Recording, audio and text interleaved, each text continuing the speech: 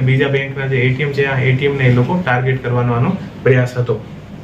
આ લોકો પાસે અત્યારે જે મુદ્દામાલ રિકવર કર્યો છે, આ મુદ્દામાલમાં એક 4 વ્હીલ ગાડી રિકવર કરી છે.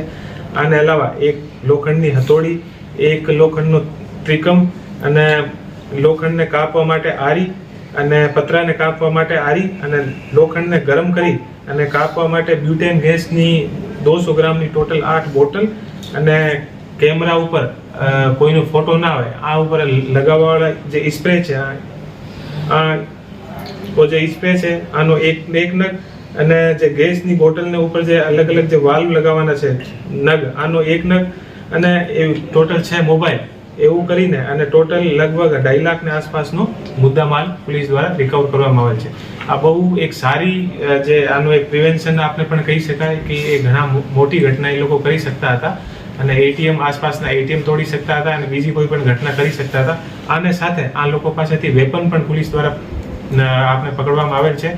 એક રિવોલ્વર જેવું દેશી રિવોલ્વર અને આને સાથે 2 કારતૂસ પણ પોલીસ દ્વારા પકડવામાં આવેલ છે.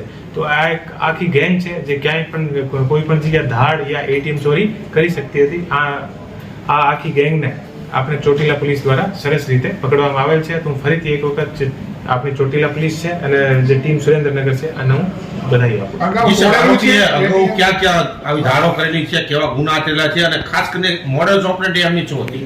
એ જે આરોપી મેં આપને કીધું કે ટોટલ જે 5 આરોપી છે આમાંથી જે એક આજે આરોપી જે છે આના ઉપર પહેલા આપણે સુરેન્દ્રનગર જિલ્લાની અંદર જે આપણે જે ચલની નોટ હોય છે એ ખોટા ચલની નોટનો ગુનો આના ઉપર દાખલ થયેલો છે અને આને અલાવા જે બીજા આરોપી જે છે બહારના છે તો આને પણ અમે જે ICJS અને જે બીજા પોર્ટલ છે આ ઉપર સર્ચ કરીને અને આ લોકોનો શું ગુનાહિત ઇતિહાસ છે એ બધું અમે લોકો જોઈ રહ્યા છીએ.